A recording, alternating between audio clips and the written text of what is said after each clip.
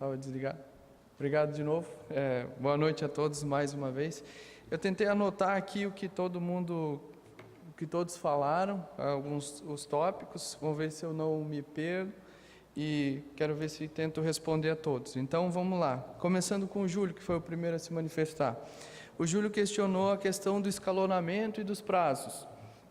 E aí, dentro disso, já vai entrando algumas respostas, alguns questionamentos que as outras pessoas fizeram, né? A gente discutiu o escalonamento junto com o Conselho da Cidade e o próprio Conselho já alertou o Executivo que, olha, a gente tem a demanda na cidade não está tão aquecida assim para o momento.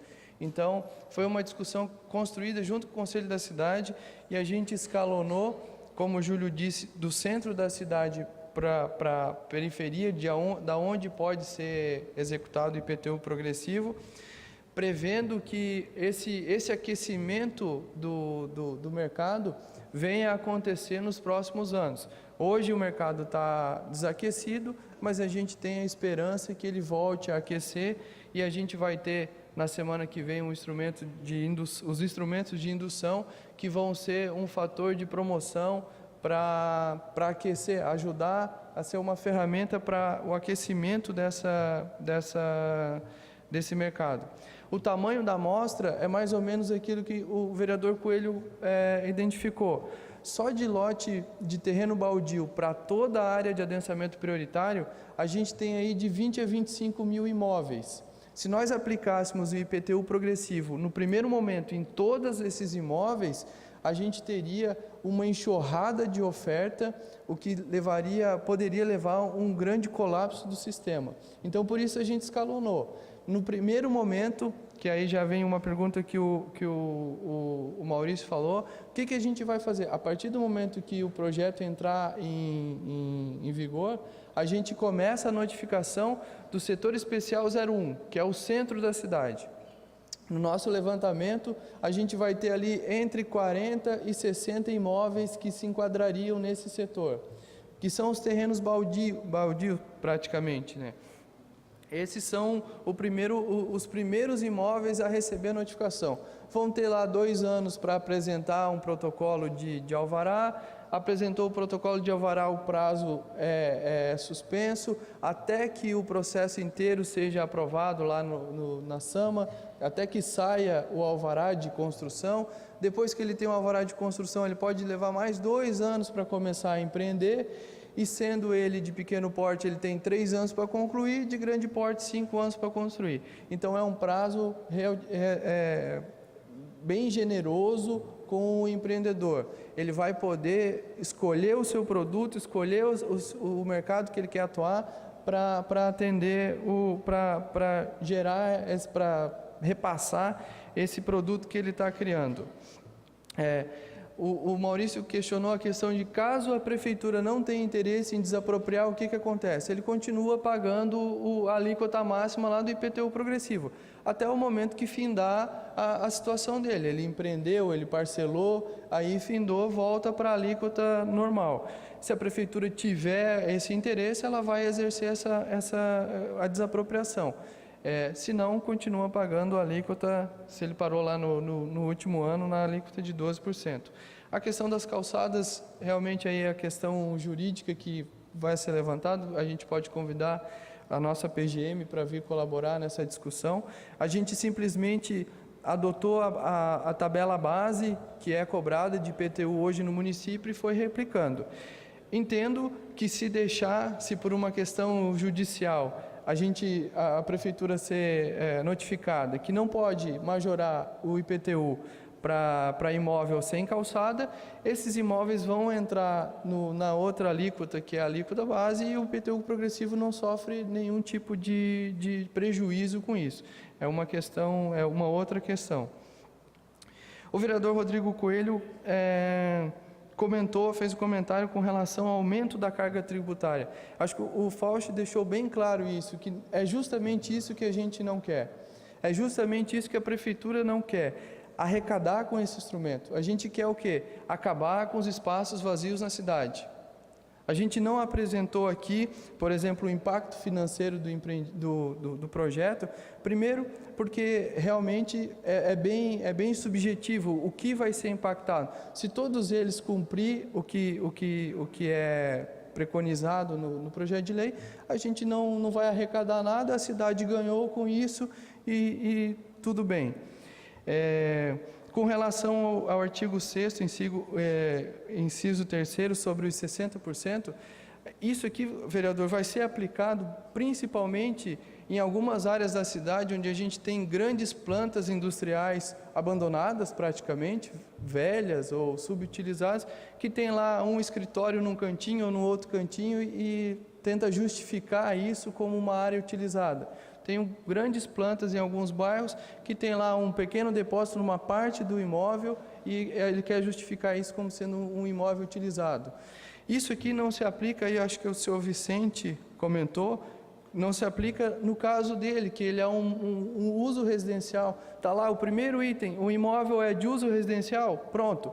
Pode ser de tamanho A, de tamanho B, usou, não usou, é uso residencial, não tem IPTU progressivo.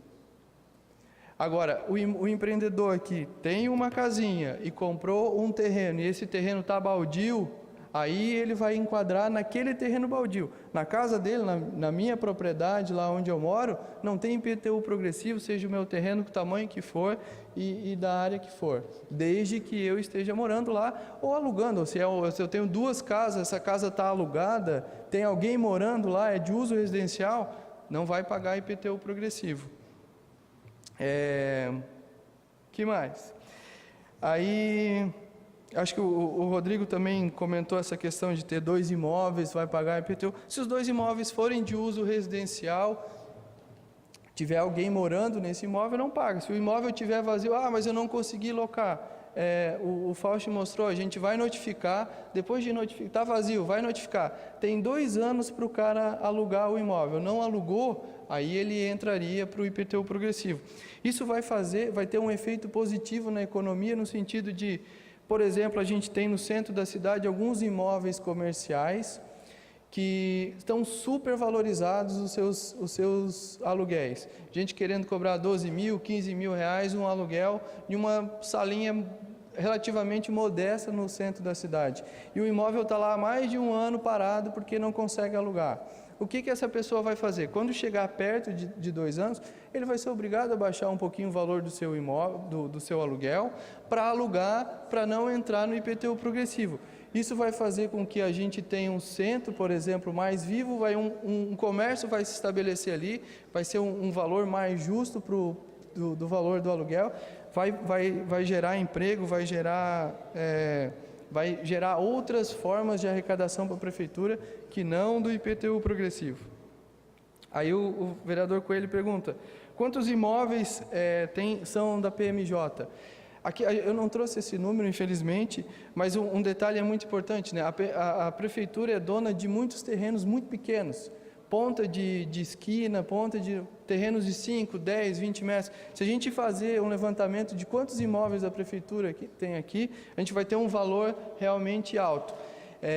Mas quantos são realmente imóveis que têm um impacto, que possam abrigar ali um equipamento público, um equipamento urbano?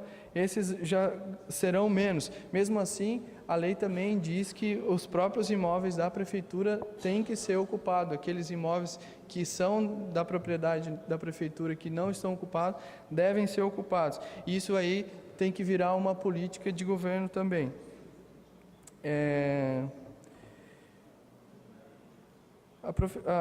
O Jean comentou a questão da indução e da promoção. Acho que a gente ficou bem ajustado lá no Conselho da Cidade, né, Jean?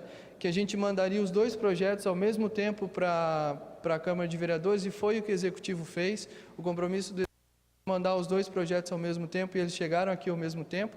Aí a Casa optou por fazer uma audiência hoje e a outra na semana que vem. Tinham até... acho que no primeiro momento marcaram as 2 para o mesmo dia, né? Aí a gente falou, as 2 audiências no mesmo dia, a gente já está aqui discutindo a primeira audiência, ia ser um pouco cansativo. Acho que foi uma boa solução passar uma delas para a semana que vem, Felizmente aqui foi o IPTU progressivo primeiro, mas eu acho que as coisas vão andar contente e as duas leis saem ao mesmo tempo. O William também falou uma questão do papel do IPTU, né? É muito importante a gente diferenciar o empreendedor do especulador. O que esse projeto de lei busca atacar é o especulador. O empreendedor não vai ser prejudicado, ele vai ser favorecido. A gente vai ter mais imóveis disponíveis no mercado. A tendência é o preço desses imóveis serem nivelados um pouco, num patamar um pouco mais abaixo. Os próprios imóveis que nós, cidadãos, vamos comprar, vamos adquirir, tendem a ter um valor mais baixo. Isso tudo vai gerar um crescimento na economia. Só para a gente ter uma ideia, a gente analisa processos de EIV aqui no município. Um empreendimento que a gente analisou na cidade, de 28 mil metros quadrados, mais de 280 apartamentos, emprega hoje 120 pessoas todos os dias. Tem 120 pessoas trabalhando na obra todos os dias em um empreendimento. Se a gente for levar em consideração toda a cadeia produtiva e todos os empregos indiretos que um empreendimento desse gera, a gente tem um crescimento, uma roda que vai funcionar e a economia tende a crescer. A gente não está querendo expropriar a propriedade de ninguém, não é o objetivo do projeto de lei. O projeto de lei é bem claro, a gente quer dar melhor qualidade de vida para a cidade. O Estatuto da Cidade e a própria Constituição Federal fala na questão da função social da propriedade, né? A propriedade tem que cumprir a sua função social e é isso que esse projeto de lei visa buscar. Em linhas gerais, eu acho que todas as questões foram respondidas. Então, a gente vai ter uma série de exceções para os imóveis que não se enquadrarão não se enquadrarão no IPTU progressivo. A gente foi bem articulado junto com a sociedade que foi representada no Conselho da Cidade, se manifestou. A gente teve uma discussão profunda, uma queda de braço bem acirrada, mas no final a gente conseguiu aprovar o projeto de lei, entendo que de uma forma positiva para todos os lados. É uma prerrogativa do município utilizar esse instrumento, a gente o faz nesse momento, de uma forma consciente e de uma forma que vá gerar aqui na cidade, ali no futuro, uma condição um pouco melhor da nossa cidade. A gente não ter esses espaços vazios, não ter especulação imobiliária no centro da cidade, especulação imobiliária em áreas residenciais ou áreas comerciais de grande valor.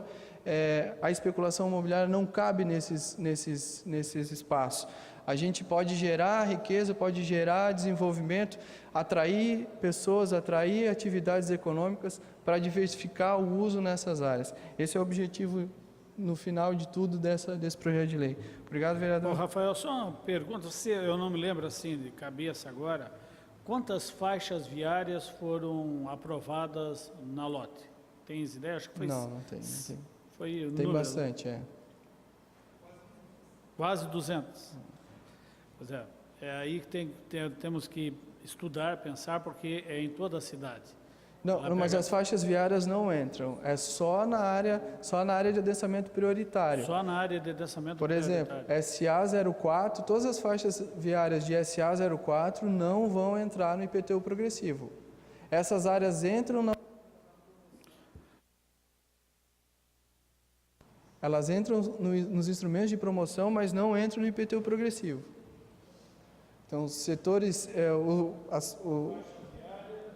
Faixas viárias e setor especial de centralidade urbana, SE08, contidos no adensamento prioritário 02 e SA02. Ok.